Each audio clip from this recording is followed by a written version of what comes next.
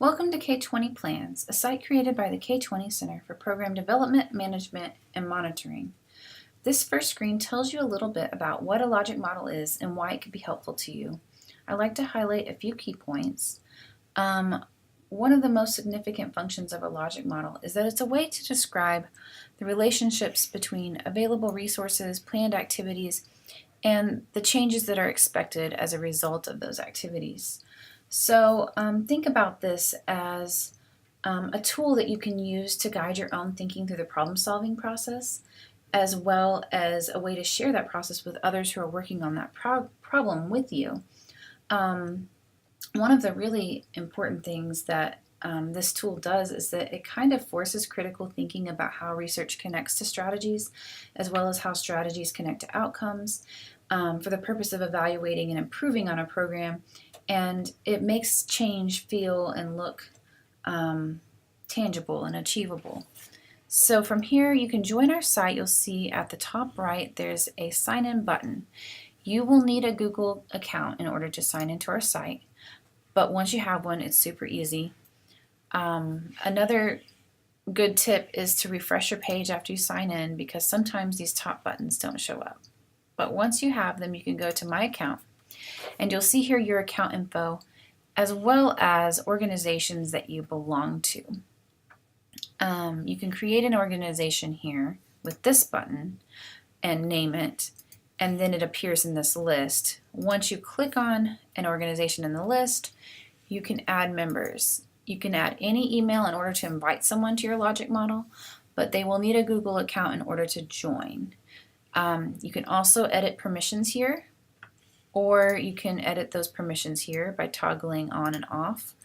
Once you add someone as an owner, you can't remove them as an owner. They have to remove themselves, and they will only be able to remove themselves if there is at least one other owner on the organization.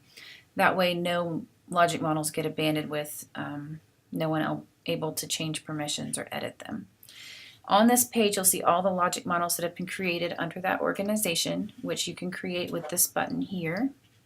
I'm going to go ahead and take you to the logic models page next. This will show you all the logic models that you belong to, some that you've created for yourself that are private logic models, or some that are parts of other organizations, and they may have various editing permissions associated with them. So at the bottom of this page, which may not be so far down if you don't have so many, you can create a new logic model. And this always takes you first to this overview page of the process and the stages for a K20 PLANS model. Once you get started, you can name your model, as well as add it to an organization if you wish. You will probably be providing your own data resources here. If you're part of a K20 organization, you may have access to some pre-loaded and packaged data sources that we have access to.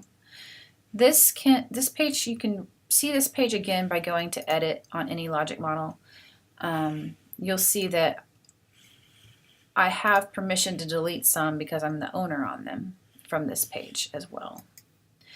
Also, you have some export options here, which will let you make a nice report that you can use to show to a supervisor or to your team for approvals, or to a board or stakeholders. It's a really handy little feature.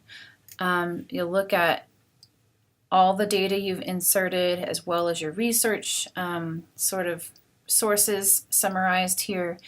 That's all the features I'm going to show you right now. In the next few videos, we'll go through the actual stages that this site has in creating a logic model.